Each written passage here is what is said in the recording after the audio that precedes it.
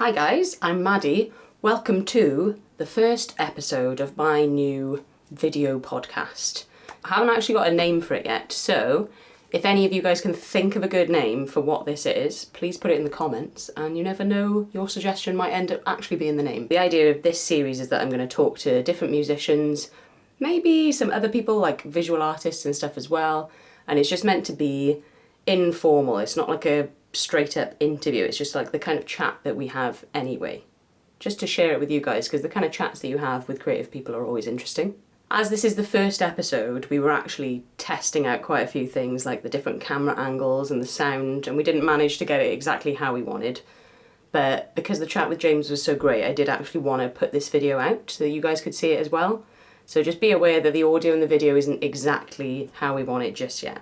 My guest on this episode, the very first episode ever, is my good friend James Bauer. Now, I've known James for quite a few years. He's from Northern Ireland but lives here in Cardiff now, and we met actually because I think he moved in with my friend, but we know each other through the music scene in Cardiff.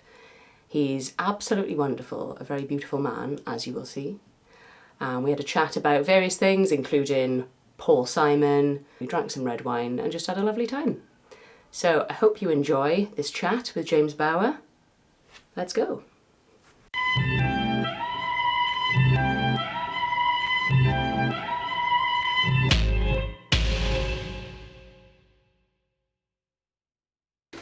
So you've been doing your Sunday service. How many weeks have you been doing it for?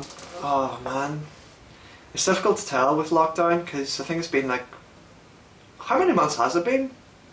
4? The official lockdown was 23rd of March. Yeah. So it'll be Basically probably 4, yeah. that weekend was when I started it. Yeah. So you know. So you know. Yeah, it started off with, I think people were like kind of starting to stream and thinking, oh well, can it be done, can it be done? And then I just on a whim, it started with, I bought Graceland on vinyl, Paul Simon, and that's my favourite album of all time. And I was like, you know what, I could probably play this album from start to finish. And then... Did you already play it start to finish, or did you learn it? No, I learned it specifically to do the stream, but I was like, I could probably kind of figure it out, because harmonically it was quite simple, and a bunch of other things, and it was a real celebration. I think maybe that day as well, South Africa went into lockdown, so there was a lot of stuff around that, and it's like, you know what, I'm just gonna just try it out. At least it's my favourite album, and I know that loads of people love this album as well, so it's not like going to be a waste of your time just learning your favourite album, is it? Yeah, and it was great, and I was able to use like the inner sleeve of the record for the lyrics, so I had them up there, and nice. Stuff, and then it was there's a song, do you know Homeless on the album? I don't think I know the album that well, to be honest. So good. But We there's a need song. to have a little vinyl party, aren't we? Yeah. I think this is the perfect time to play a song from Graceland on the guitar. Probably. Yeah, absolutely. Yeah, I'll do the title track. Oh, I love the I'm title going track. Graceland. Yeah, so that was that song means a hell of a lot to me. A hell of a lot. I think there was.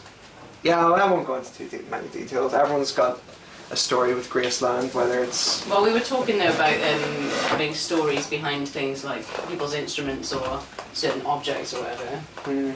So if you want to do a little bit of detail, I think that's fine.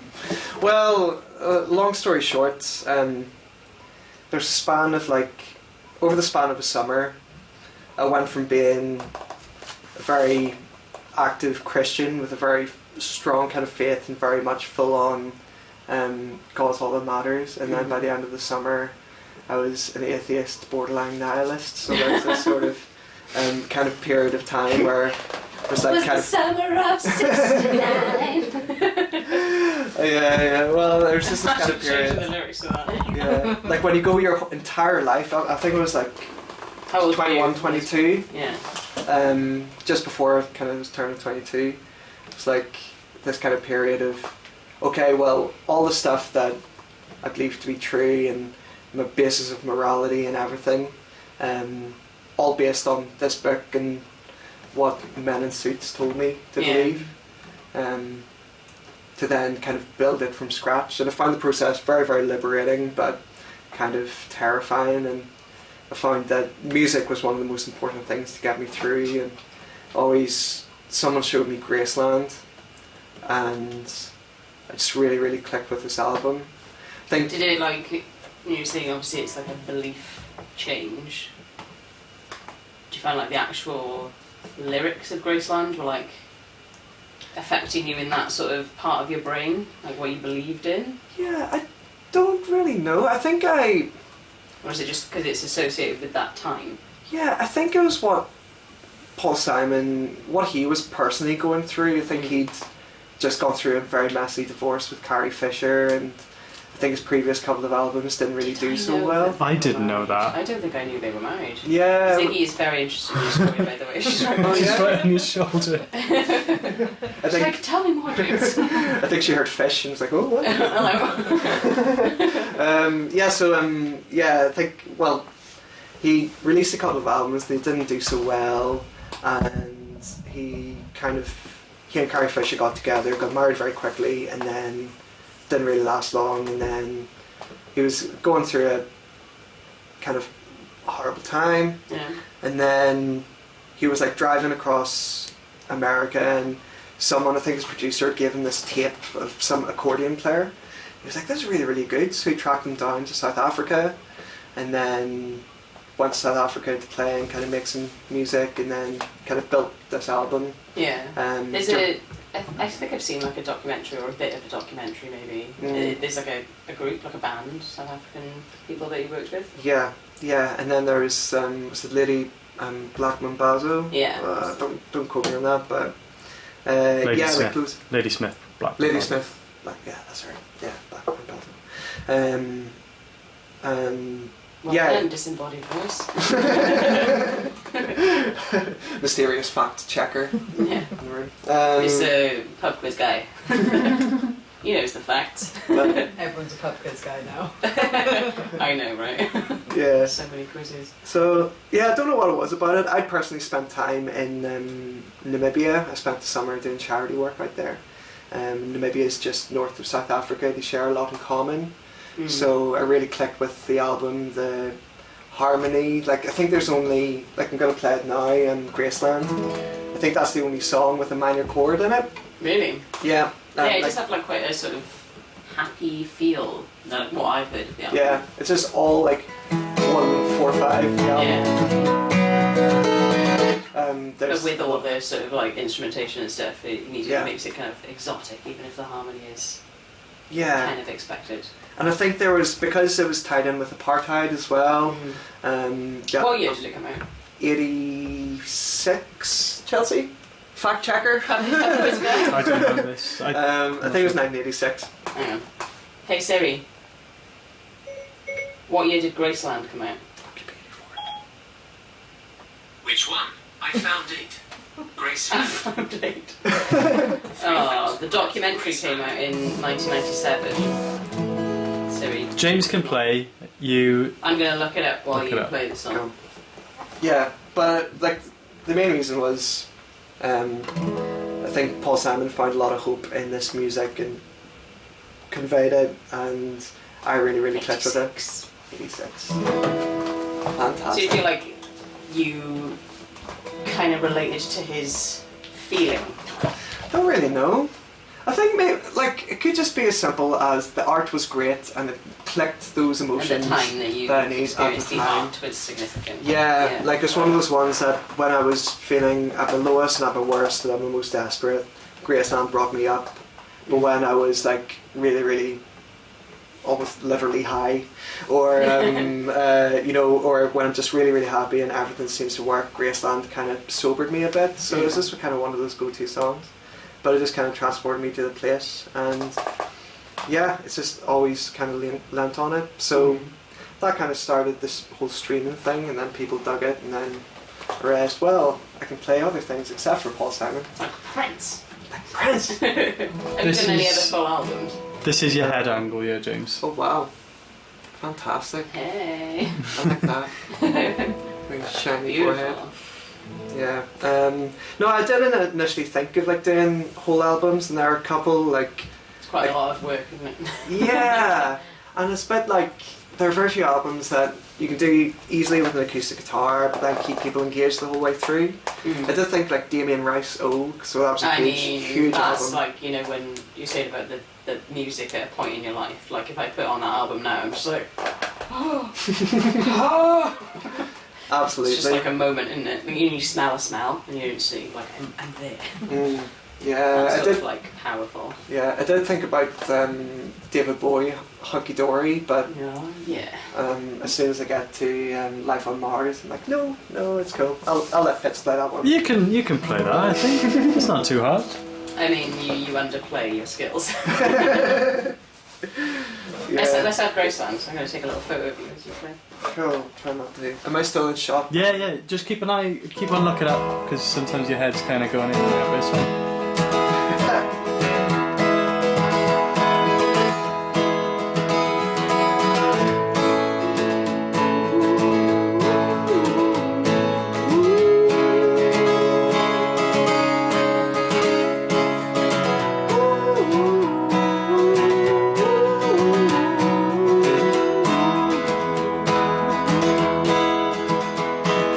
Mississippi Delta, shining like a national guitar. I'm following the river, down the highway, through the cradle of the Civil War. I'm going to Graceland, Memphis, Tennessee. I'm going to Graceland.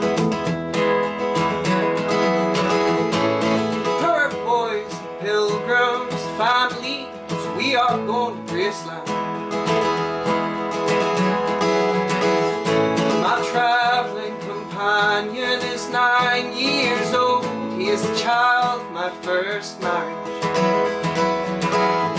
I've reason to believe we both will be received in Graceland.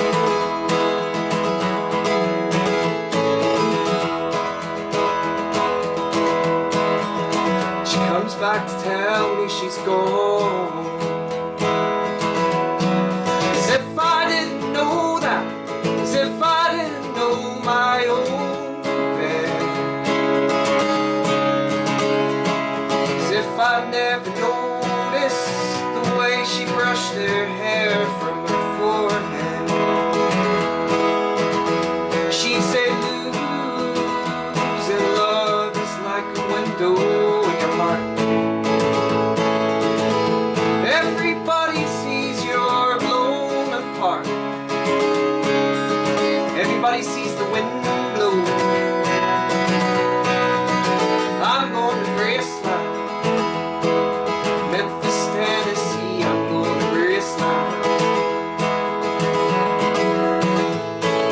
Her boys, pilgrims, families, we are going to Graceland. Traveling companions, a ghost and empty socks. I'm looking at ghosts and empties. I've reason to believe we all will be received in Graceland.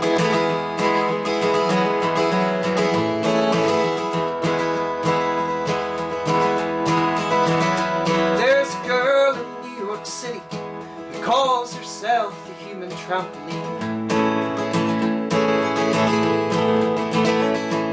Sometimes when I'm falling, flying, tumbling in turmoil, I say, whoa, so this is what she means. She means we're born sitting in the Graceland. Though I see losing love is like a window in your mind. Everybody sees you're blown apart. Everybody feels the wind.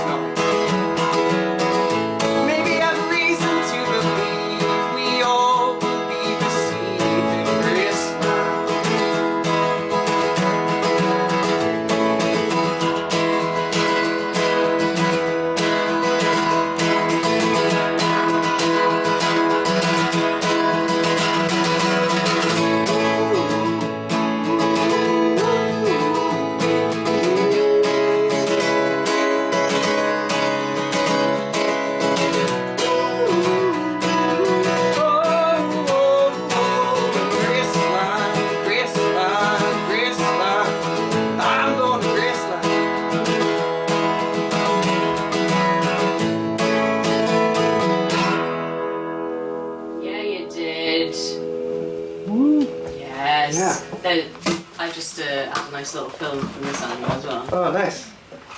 So Yeah. you can really tell, because of what you said beforehand, you know, like the way you play differently when something is just like really kind of like connected to your being. Just watching every look on your face when you're doing it. Yeah. I felt like I was like reciting a song then. Oh. Thing is, like, it took me ages to actually build the confidence to perform it. It just kind of started with, you know what, this is my favourite song. I don't think it did well, but I'm just going to do it. And then it's just kind of like evolved into something good. But it was when I first heard that line, losing love is like a window to your heart. Everybody sees you're blown apart. Everybody feels the window. Like that one stuck out at me when you were playing just then. Yeah, it's beautiful. I was going to say as well, like, I don't know how much you know about like the background of it, like the lyric writing, like some of the more abstract lyrics, like the girl in New York City being like a trampoline. Calls herself a like, is trampoline, that yeah. like based in some sort of actual story? Like I remember something about You Can Call Me Al. There was something about like he was at a party and this guy just kept calling him Al. Wouldn't learn his name, just kept calling him Al or something. So there's like some like actual backstory to the abstractness of it. Do you know if that's the same with the abstract lyrics in it? Yeah, well, I guess so. Presumably, when I think calls stuff even trampoline, you're like, she's up and down, or whatever. Just really bouncy. I'm just really bouncy. It was a bit more salacious than that, but maybe it's just she's up and down. Yeah. Also, the angle I was just filming from over here, could just see Chelsea absolutely loving life, being like, "That's my boyfriend." Oh yeah. Yeah. But I think that's Chelsea has a face. I think it's something. It's what holds me back from writing songs. It's like when it comes to lyrics, because you think they'll be held under such scrutiny because, you know, I've had Paul Simon's lyrics like on my tongue come through my lips and you can feel them and you know they're just phenomenal. Like, calls herself the human trampoline. He doesn't say there's a girl who lives in New York City who is up and down like jumping on a trampoline.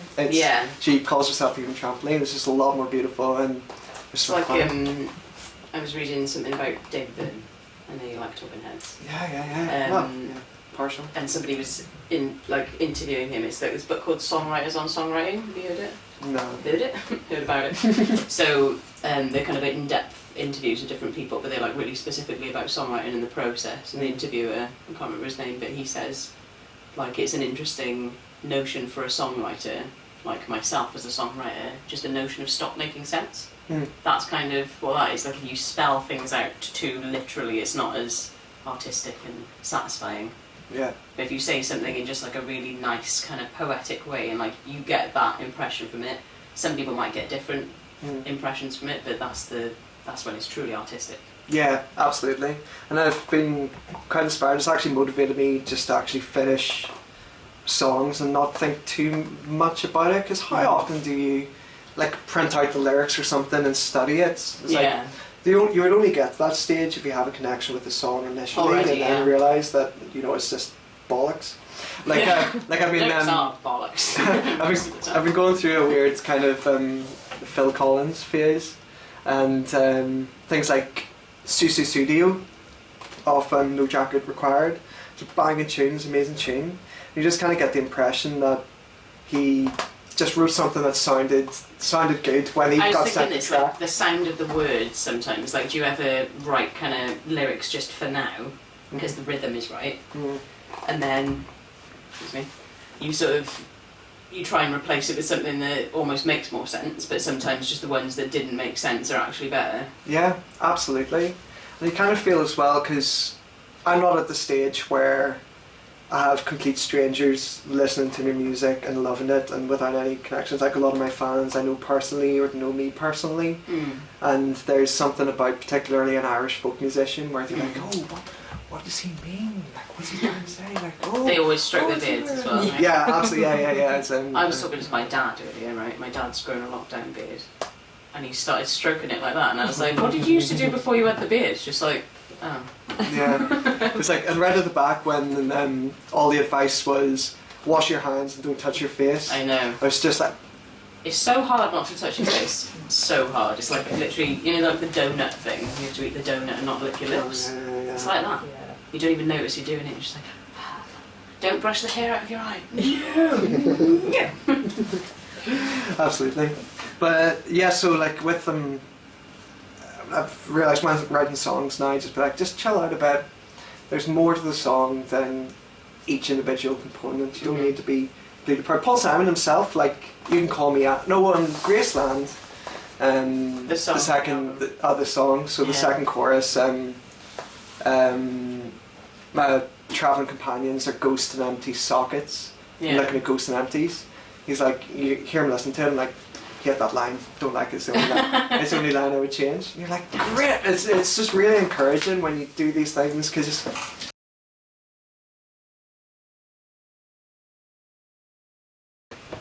So that was something I think that happened with the Thriller album. There was supposed to be like hundreds of songs that were being considered, and then there's just the final however many that are actually on the album that have been narrowed down from like hundreds, and you're like, imagine that. Yeah, like I do. A lot of my favourite songwriters are very much that constantly writing, like Glenn Hansard, obviously. So, check this out. I mean, Glenn Hansard. Absolutely. He's very much like, I was writing. He's done a few like lockdown extremes from his home. This beautiful, ridiculous really nice home house in Dublin. Gorgeous. Well, he's won an Oscar. Nuts. Yeah. It's true. Deservedly. Yeah, just inspirational. But he's always like writing stuff from like bar. Nick Cave as well. Have you seen that Nick Cave documentary where he's just like there and he just spends his whole day writing, and he does a lot of it on like a typewriter. Oh really? Yeah. Of course he does. Of course he does. But yeah, he just spends like basically every waking minute writing and like sort of collecting influences and stuff. Yeah. It's nice to be like he lives and breathes being an artist. And like he's always just kind of like, I'm in art mode all the time. Full art mode. Yeah, it's inspirational. Yeah. But it's very difficult not to just make you feel shit as a songwriter, because you don't write songs in the same way as Nick Cave. But you know, sometimes when you hear other people talk about how they write songs, like a documentary or a podcast where they break down how they've done it, and quite often it'll be kind of like, yeah, I just felt really weird and shit about this song, and I just left it for a bit, and I came back to it like a year later, and then I just went with it and did this, and like everyone is like exactly the same. Yeah, totally. And I'm just kind of like, oh, if only I could just like come back to stuff and not just completely break down and not be able to continue. I think sometimes you have to write like just complete songs. Like if you've got one that's not really working for you, be like, well, I'm just going to complete it anyway to like get it out of the pipe. Make way for the good ones that are like stacked up in the pipe. Yeah. The song pipe. Yeah. And there's something just to be said about let's just finish it to the point where it has the structure of a song. Yeah. Because you know you end up liking it again afterwards, don't you? Yeah. When you're on this thing, it's like, shit, I'm shit. Everything's shit. And then you come back later and you're like, I'm actually a little bit of a genius, you guys. Check out the song over. Yeah, I think that's the beautiful thing about art and the beautiful thing about artists is that everyone's got a different way of doing it. There's no right or wrong. There's no good or bad. Do you think your process in writing songs has changed at all since you started? Yeah. Oh yeah, it's definitely evolved. It's like, yeah, I think most notably recently with lockdown, where I've been able to invest in some like home recording gear. Yeah. That's opened it up a lot, because when you can just lay it down, it might be like a really crap performance, or it might be singing out of tune, or you know, it might be a bit gristly, or my guitar might be a bit out of tune or whatever. But you've got the song, you've got the structure, and then you can kind of pick it around and you can listen to it. What I love to do is like if I'm walking to the shops or walking to work or something, whatever I did the night before, like get the headphones in, so you're like trying to apply it into day-to-day context and trying to pretend you're coming to it fresh. Yeah, you're like what is the song? Is a massive difference sometimes, isn't it? Yeah, like a lot of my songwriting is kind of developed around the hooks. So, like for me, I describe my songwriting style as folk music with hooks. That is such a good tagline. Yeah. It's like, I'm not waffling on for ages about the sea, you guys. There's hooks in there. So Promise. yeah, like I don't want to like Would speak ill you of. go as far as to musicians. say folk pop, or is that too far? I would. I can't totally disregard the pop element of my songs, mainly just because it is so much. Because about you the do hook. like pop as well, don't you? Like that's Yeah. a lot of the stuff that you're listening to. Yeah, like I think that's what I'm trying to come across with my Sunday service, where I just play songs that are just great. Bangers. Like back to back, I can play the Wings Band on the Run and Absolute Robin Dancing on My Own. You know, like having Both them in the same absolute thing. tunes. Um, I watched a video the other day. It was talking about the rise of the sad banger. It attributed Robin Wow. Dancing on My Own as like the like song zero. It's like that's where the sad banger originated. And everyone's like, oh, bangers can be sad. Amazing. yeah. And everyone loves being sad, don't they? I love a bit of like a mope. Yeah. So yeah, there's all that kind of stuff that factors in. I don't really know. I just kind of write stuff. There'll always be like melodies like kind of going around in my head. I'm like, I should really do something with this, but I don't want to rush it. I don't want it to be too. Do you ever like start from a melody, or do you always start from the guitar? Always start with the hook.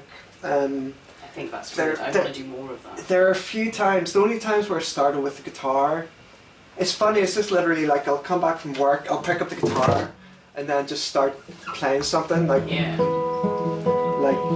and then I'm like, okay, here's the song. that's I cool. don't need to sit down and be like, oh, do I like that, what if I go to this chord, or what if I go to this chord? It's like, Oh, you gotta like stop yourself from editing too soon. yeah, it's that, like Glenn Hansard kind of Be a bit kind speaks of like about it. throwing paint around for a bit, and then later on come and like take it. Yeah, I've got this kind of pseudo-spiritual approach to songwriting, despite being an atheist and a nihilist. There's like some kind of like, where you're calling on the muse to like speak through you, like there's a song So there. on board with this. There- So on board. Yeah, like there's a song there, and I'm not trying to show off over what I've done to put it together. It's literally, this is the song. Do you feel What like can I do sometimes you're to- writing down something that already exists?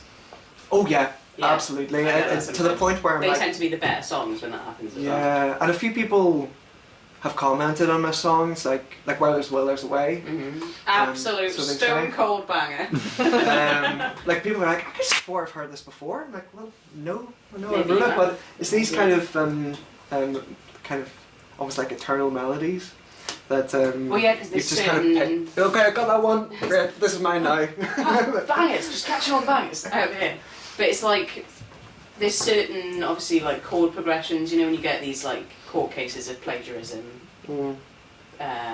Obviously the famous ones are like Led Zeppelin and Ed Sheeran and stuff. But you just kind of like, well, there are chord progressions, and you can't really own a chord progression. Mm. You can't really own a melody either. It's just like if your chords and your melody and your like inflections and your lyrics and everything are a bit too similar, then you just kind of like make some effort, mate. Mm. But like And I feel when maybe you I'll just exist. Like some intervals sound good, some don't. Some scales sound good, some sound a bit fucking weird. yeah, and we've got hundreds of years of kind of history and harmony that have got us to this point where, on the whole, we can say this sounds good or this sounds bad. Yeah. It's If not you wanted good to do something technically. completely new that had literally never been done, didn't remind anyone of anything, it would just be so impossible to do. Yeah. So right, you're not allowed to use the tonic chord ever. You should be like, Mm. people are going to feel so on edge all the time. Mm. The only person doing that is Wintergarten. At the moment. The Marble Marble Machine Machine Man. X. Oh my god. Have you Oh, seen so this? so good. Probably again from the It's the shiny guitar, like just. It's You Yeah. miss like the Mississippi Delta. I don't know, like a giant one in there. I don't know how people do it with like when you film and shit. Like how do you get no shine on the guitar? Yeah. Very liquid, apparently. Very liquid. I mean, I might have been Could be good. bullshitting this. There's a tarn where we'll settle in you. There's a tarn where we'll settle in you. We're spreading our roots, but I don't know if we should. But where there's a will, there's a way, so they say. Where there's a will, there's there's a way. We've been scraping the barrel too long. We've been scraping the barrel too long. It's a sign of the times when the river runs dry. But where there's a will, there's a way, so they say. Where there's a will, there's a way. And we'll take it each day at a time. And we'll take it each day at a time. Let go of our stress, put our troubles to bed. Where there's a will, there's a way, so they say. Where there's a will, there's a way. I've a penchant for finer cuisine. I've a penchant for finer cuisine. We're not bourgeoisie, so long as you're gluten-free. Where there's a will, there's a way, so they say. Where there's a will, there's a way. And our friends will be there till the end. And our friends will be there till the end. We've been dealt a strong hand, surely they'll understand. Where there's a will, there's a way, so they say. Where there's a will, there's a way. In the end, it's just me and you. In the end, it's just me and you.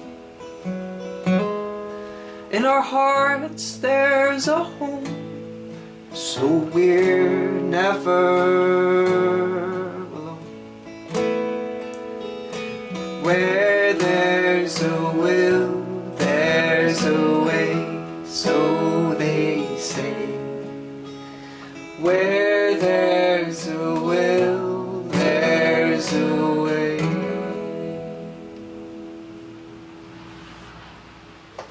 Let that settle. Very nice. Oh my god, stone cold banger.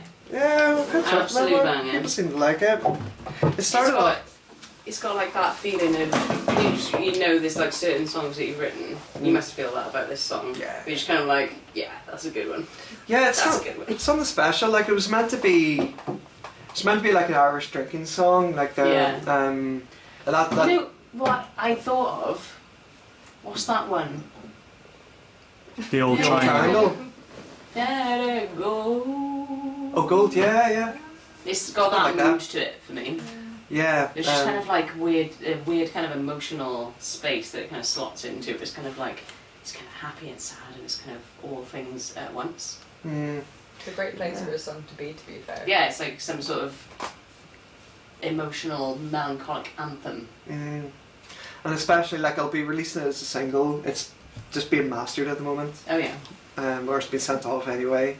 So as soon as it's What's back. the it's recording of it like? Is it just you or is it with all the guys? a whole band, so there's 7 of us in total. Unfortunately, we recorded. You're actually on it, Am aren't I? you? Did you record it, or was it everyone else? Oh, I remember the concept of this. I can't remember. Was it when we were remember it, outside of Big Bay? No, you get No. to send you vocals. Yeah. I can't remember. I actually don't know. Maybe I'm on it. I sent it out to like a load of my friends. I'm gonna pretend that I am. Essentially, Even if I'm not. because we were kind of recording it, or I was doing my vocal takes right at the start of the kind of pre-lockdown. Main thing, like Gemini Anderson, she is my go-to. She is my Janis Joplin. She is my Joni Mitchell. She is my Carole King. She is all of those things. She's all of those things she's my in go-to. one beautiful ginger fairy. And more. Yeah, and I was Um, absolutely heartbroken because she ended up taking a trip to California and being stuck there. She's still there 6 months Still later. stuck there. 100%. She's fucking bossing it though. She's 100%. like, oh yeah, I'm living in a caravan now. There's no water or electricity, but this ain't my first rodeo. Yes, mate. Yeah, absolutely. But because I couldn't have her, I was meant to do like a 4-track EP, and like I needed her, and like, oh no, okay, I don't have her for like Yeah. potentially. I thought it'd only be a few weeks. So are we talking Dave Grubb? Is he on it? Oh no. So No, the, it's so okay. that's just so the band itself. So it's so it's me. It's so Josh Goody. He plays bass, and he's also produced it and recorded it and done all the things. Electric bass or double bass? Double bass. Double bass, nice. Yeah. Katie Lohr on flute. Annie Grubb on clarinet, because God, you were going to do a gig that has obviously been cancelled during lockdown that That's she right. couldn't make, and I was going to play clarinet. Yeah, I was like, you're my backup dad. I'll go clarinet. You're my dad clarinetist. She actually plays bass clarinet on my other Oh single my as god, well. the best instrument ever. Just unreal, out of this world. So good. Yeah, actually that other single, Glow, which is one of the fan favourites, that's just acoustic guitar, bass clarinet, and flute. Oh, nice. Nothing else. Just really simple, really good. And I was felt really strongly about having wind rather than strings. Strings is kind of the more expected option. Yeah. I bloody love the strings on 5 Leaves Left, Nick Drake. Oh yeah. I can't Totally. remember the guy's name. I want to say Robert Kirby, that might be a lie, but like the string arrangements on that. That'd be some real deep knowledge there. It would be. So yeah, whole band, Cliff Collins on drums, Jim Webster on banjo, Katie flute, Annie clarinet, Josh bass, me on acoustic guitar, Gemini singing, along with, so there's a whole chorus where I just sent the track to a load of friends, they recorded a chorus, and we just put it all together. Which I may or may not have done. Which you may or may not have done. Yeah, so I don't know whose voices are on it. Josh worked his magic, put it all together, and it sounds amazing. I know Tobias Robertson did a few takes of the melody, and then about 7 or 8 other harmonies to choose from. Mate. So like, yes, that is that. Shout out to Tobias Robertson. 100%. An inspiration to us all. That's Right. exciting. So, have you got a plan for when you're going to put that out? Or?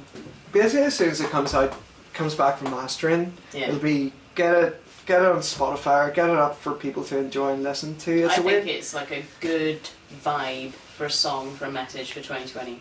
Yeah, actually, it is kind of spooky where a lot of my songs kind of fit in with you like this whole lockdown Nostradamus? thing.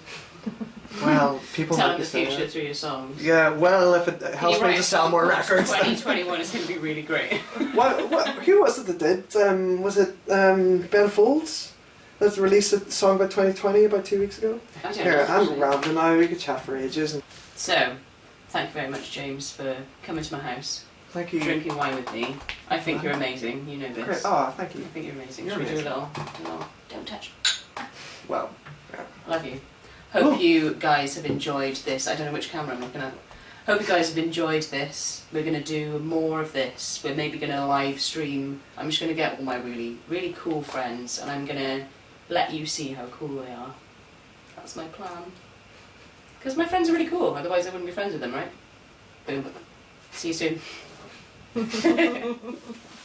I told you, James Bauer is a beautiful man. I hope you enjoyed that, you guys, as much as we enjoyed having the chat in the first place. So I'm planning to do a lot more of these interview style videos. So if you would like to be notified when that happens. Make sure you subscribe to the channel and click the little bell thing as well. If you liked this interview with James Bauer, please make sure you give the video a like to show your love for him. If you want to find James on social media, I'll pop all his links in the description below. Now that you've seen the video and kind of got the gist of what we're doing here, remember, if you can think of a good name, I would absolutely love to know it. A good name for the series in general, like the programme. Any suggestions for that, pop them in the comments below. Thank you very much for watching, you guys. I will see you next time.